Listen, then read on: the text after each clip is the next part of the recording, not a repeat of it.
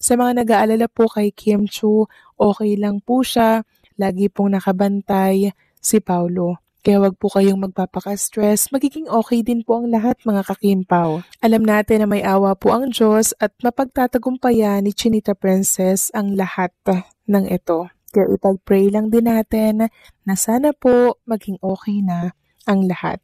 So maraming salamat sa komento, Ginang Corazon, Carilia, God bless po sa inyo and mag-iingat kayo palagi. So ito na nga pag-usapan na natin mga kakimpaw ang mga topic na nakalap natin sa gabing ito at unahin na nga nating pag-usapan ang tungkol dito sa naging holding hands ni Kim and Paula Avellino sa set na kung saan binalikan nga po ng ilang Kimpaw fans dito po sa X. Sabi po ni Ma'am Marlene, due to lighting, Vincent Polo has a lighter color in one video.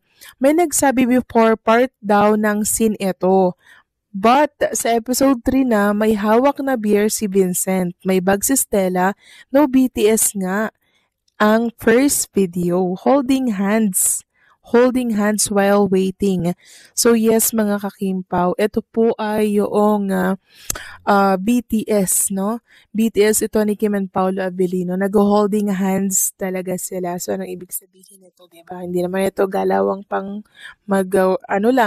magkatrabaho lang or mag-BFF lang mga kakimpaw, diba? Ito po'y galawan mga kakimpaw ng talaga namang dalawang taong nagmamahalan. Diba? Na hindi mapigilan ang kanilang sweetness kahit nasaan man po sila. At yan, si Kim and Paolo Avellino. Malalim na po yung kanilang pinagsamahan. Samantalang next topic naman tayo. Pag-usapan natin mga kakimpaw, itong trending ngayon. Walang iba kundi po itong The Alibay, yung inilapag po na bagong episode kanina lamang. Naku, nagkakagulo na naman ng mga Kimpaw fans natin sa social media, lalo na po sa X. Grabe, mixed emotion na naman ang mga Kimpaw Nation dyan sa tabi-tabi na kung saan grabe nga po ang napanood nila kanina. Yung iba kakapanood lang ng episode kanina, ng bagong episode, abay, gusto na agad mag-Friday, nabitin daw sila mga kakimpaw, gusto na agad mapanood yung kasunod na episode, no? Kasi sobrang nabitin nga po sila. Ang grabe ng eksena dun mga kakimpaw ha, yung mga linyahan dun ni Stella na kahit kailan hindi na ako mawawala sa tabi mo, pangako ko yan. Pangako ko hindi ka mag-iisa sa laban na to. Nako, grabe mga kakimpaw. Sobrang kinikilig ang mga Kimpaw fans natin dyan kanina. At for sure, nagsisisigaw na naman ang mga titas, lolas, lolos dyan habang nanonood sila ng The Alibay. Tapos sabi naman ni Vincent, sa lahat ng kamali ang nangyari sa buhay ko, ikaw lang ang tama, Stella. Tapos sabi naman ni Stella, kahit kailan hindi daw siya mawawala sa tabi nitong si Vincent, pangako niya daw yun. Hindi na daw mag-iisa si Vincent. Nako, nakakakilig naman yung mga salita nila, no? Naakma mga kakimpaw sa nangyari ngayon kay Chinita Princess, 'di ba? Hindi naman po talaga iniiwan ni Vincent. Ni Paolo Avellino, si Chinita Princess, lagi po siyang nakaantabay at nakagabay, nakamatyag kay Chinita Princess. 'Di ba? So parang ganito rin yung nangyayari sa kanila mga kakimpaw. Parang nakikita ko ganito din yung eksena ni Kim and Paula Avellino ngayon since meron nga pong pinagdadaanan si Chinita Princess. At dahil nga po sa bagong inilapag ng Prime Video PH na series ng The Alibay, bahagya pong naibsan yung pangungulila ng mga fans kay Chinita Princess and kay Paula Avellino. So pansamantala muna nilang nakalimutan na may problema palang kinakaharap ngayon si Chinita Princess. Biglang natapos yung series. Ngayon back to reality na naman na may problema pala si Kim Chu ngayon, 'di ba? Pero habang nanonood sila ng The Alibay, ang saya-saya nila, no? Nakakatuwa lang pagmasdan mga kakimpaw na itong Kimpaw Nation, napapakalma po sila, no? Sa pamamagitan ng The Alibay. Pero bumabalik din. Pero at least, 'di ba, nakakapagpahinga sila sa pag-aalala po kay Chinita Princess. And gustong-gusto ko talaga yung part na nagpangakuan sila sa isa't isa na hindi na sila hindi na nila iiwan ang isa't isa, 'di ba? Pangako nila na sa tabi lang po sila ng isa't isa kahit anong mangyari, 'di ba? Yun yung mga gusto ko mga kakimpaw na linyahan na maririnig ko mismo kay Kim and Paolo Abilino. Kung baga parang inano na nila yung sarili nila na sila lang talaga habang buhay, hindi sila maghihiwalay kahit anong mangyari, kahit anong problema pa yan, kakaharapin natin yan ng sama tayong dalawa. 'Di ba? Nakakatuwa mga kakimpaw na ganito yung relationship ni Kim and Paolo Abilino. Kasi kung titingnan natin yung ano nila ngayon, real Kim and Paolo Abilino to ha, sila't sila pa rin po ang nagtutulungan mga kakimpaw. Si Paolo po, advisor ni Chinita Princess na handa pong makinig sa mga problema ni Kim Cho at pinagdadaanan sa buhay. Kaya thankful tayo kay Paolo Abilino dahil andyan siya, saksi siya sa mga nangyayari po na pinagdadaanan ni Kim Cho na pagsubok sa buhay at sana lang Paolo, wag na wag mo siyang iiwan. Mukhang grabe talaga ang naging reaksyon ng fans sa episode ng The Alibi ni na Kim Chiu at Paolo Avellino at hindi na rin nakapagtataka. Kapag ang tambalang Kimpaw ang pinag-uusapan, automatic na may spark, may ingay, at may emosyon na agad na umaapaw sa social media. Ang episode na ito ay parang perfect storm, pinaghalo ang suspense, romantic tension, at intense na acting na parehong kayang-kaya ni na Kim at Paolo. Kaya hindi na nakapagtataka kung bakit nagkagulo ang fans. Grabe ang chemistry. Kahit anong eksena, kahit simpleng tinginan, parang may sariling buhay na nag-i-ignite sa screen. Ito ang klase ng chemistry na hindi basta-basta ginagawa. Nararamdaman siya ng viewers, kaya tuloy na wiwindang ang fandom. Malalim at matured ang portrayal. Hindi ito typical love team na puro cute. Dito parehong ipinakita ni Kim at Paolo ang lalim ng acting nila. Ramdam ang emotions, tension, takot, at even hidden feelings ng characters. Cinematic ang vibe ng bawat eksena. Maganda ang pacing, editing at delivery. Kaya bawat big reveal, bawat confrontation, at bawat silent moment ay tumatama sa audience. Maganda ang storytelling. Ang mismong episode ay may hooks na nakaka-tense at sabay nakakakilig. Kaya ang viewers hindi makapagpigil mag-react online. Ano ang masabi ko sa balitang ito? Nakakatuwa dahil makikita dito na solid pa rin ang suporta ng mga Pinoy sa dekalidad na teleserye at sa malakas na tambalang Kim Paolo.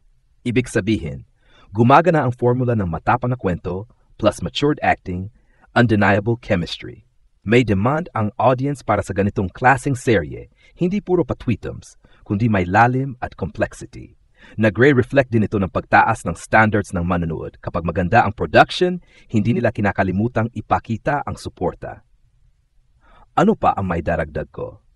Ang hype na ganito ay malaking tulong para sa show. Ibig sabihin may buzz, may conversation, at may momentum. For Kim Chiu, malaking bagay ito lalo't marami siyang personal na isyong pinagdaanan lately. Nakikita ng fans na kahit anong mangyari, consistent ang galing niya bilang actress. Para kay Paolo Avellino, lalo niyang naipapakita ang range at intensity niya sa ganitong genre. At sa kanilang dalawa, this proves na isa sila sa pinakamatinding on-screen pairing ngayon kahit hindi sila traditional love team. Ang mainit na pagtanggap ng fans sa episode ng The Alibi ay patunay na sobrang tindi ng hatak ng tambalang Kim Chiu at Paolo Avellino sa mga manood. Hindi lang ito simpleng nag-trending. Ito ay ebidensya na kapag pinagsama mo ang dalawang artistang may malalim na pag-arte, solid na chemistry, at matapang na kwento, automatic na nagiging moment ito sa buong fandom at maging sa casual viewers. Sa bawat eksena ni na Kim at Paolo, halatang pinag-isipan ng detalye. Yung intensyon sa mga mata, yung teaming ng dialogues, yung tension na hindi kailangang ipaliwanag. Ito ang klase ng acting na hindi lang basta ginagawa, nararamdaman.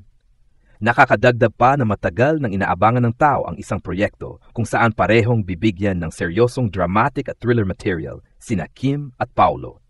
Kaya nang lumabas ang episode na ito, parang sumabog ang social media sa dami ng reaksyon.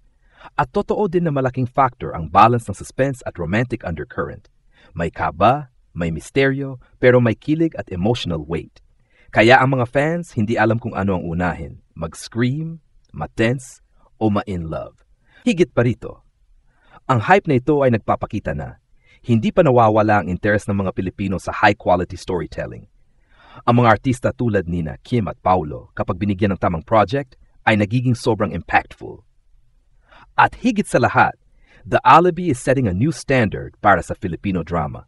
Mas cinematic, mas matapang, mas unpredictable. Para kay Kim Chiu, napakaganda nitong reminder na kahit anong personal na kontrobersyang dumating, ang talento niya bilang aktres ang magpapatibay sa kanya. Para kay Paulo Avellino, lalong tumitibay ang imahe niyang isa sa pinakamalalim at pinakomplikadong leading men ng kanyang henerasyon. Kaya hindi nakapagtataka kung bakit pinagkakaguluhan ng episode. Ito ang klase ng content na hindi mo basta tatalikuran. Ang balitang ito ay nagpapakita kung gaano kalakas ang impact ng tambalang Kim Chiu at Paulo Avellino sa mga manood. Hindi lang ito simpleng trending. Ito ay indikasyon na tumama ng diretso sa audience ang kwento at pag-arte nila. Kapag ang isang episode ay nagdudulot ng ganung klas ng ingay, puno ng reactions, discussions, theories at kilig, ibig sabihin mataas ang kalidad ng pagkagawa nito. Makikita rin dito na may deep emotional connection ang viewers sa characters. Effective ang storytelling at direction dahil tagos ang tension at drama. Solid ang acting performance, lalo na sa mga intense at tahimik na eksenang nangangailangan ng subtlety. Ibig sabihin, hindi lang basta uso ang palabas. May laman, may galing, at may appeal kaya nagre-react talaga ang mga fans. Dagdag pa rito, magandang balita ito para sa industriya. Nakikita natin na kapag maganda ang material at mahusay ang cast, kayang magdala ng malakas na buzz ang isang serye kahit hindi rom-com, kahit hindi light drama, kahit thriller o mystery pa. Sa kaso ni Kim at Paulo, this proves na isa sila sa pinakamalakas na duo ngayon. At kahit anong pinagdaanan nila individually, nag-shine pa rin sila kapag trabaho ang usapan. 1. Malaki ang epekto nito sa fandom culture. Kapag ganito kainit ang pagtanggap ng fans, ibig sabihin nabubuo ang isang bagong wave ng fandom. Nagkakaroon ng fan edits, reaction videos, theories tungkol sa susunod na mangyayari, at sobrang daming discussions sa social media. Ito ang klase ng engagement na hindi nabibili, nagiging organic dahil tunay na invested ang mga tao. Nagpapakita na gusto ng viewers ng mas matapang, mas matured na content. Ang success ng episode ay patunay na nagbabago na ang panlasa ng manood. Mas gusto nila ngayon ng psychological tension, character depth, unpredictability, at complex relationships. Hindi na sapat ang usual formula. Hinahanap ng audience ang challenge sa kwento. 3. Career-defining moment para sa Kim-Paulo tandem. Hindi man sila traditional love team, pero sila ang uri ng collaboration na memorable sa acting industry. Para kay Kim Chiu, isa itong pagkakataong ipakita na kaya niyang magdala ng intense, dramatic roles na malayo sa sweet image niya noon. Para kay Paulo Avellino, lalong tumitibay ang branding niya bilang master of subtle acting, yung tipong kilig at tension na hindi kailangan sumigaw o magpa-cute. 4. Nakakatulong ito sa buong local TV at streaming industry. Kapag maraming nagre-react at nag-uusap tungkol sa isang serye, tumataas ang ratings, dumadami ang bagong viewers, at bumubuhay ito sa kompetisyon ng local shows. Ibig sabihin, mas na-encourage ang producers na gumawa ng mas mataas na kalidad na content. 5. Pinapakita rin ito ang resilience ng mga artista sa kabila ng personal na issue. Sa dami ng kontrobersyang dumaraan kay Kim Chiu lately, ang lakas ng performance niya sa serye ay nagpapakitang hindi natitinag ang professionalism niya.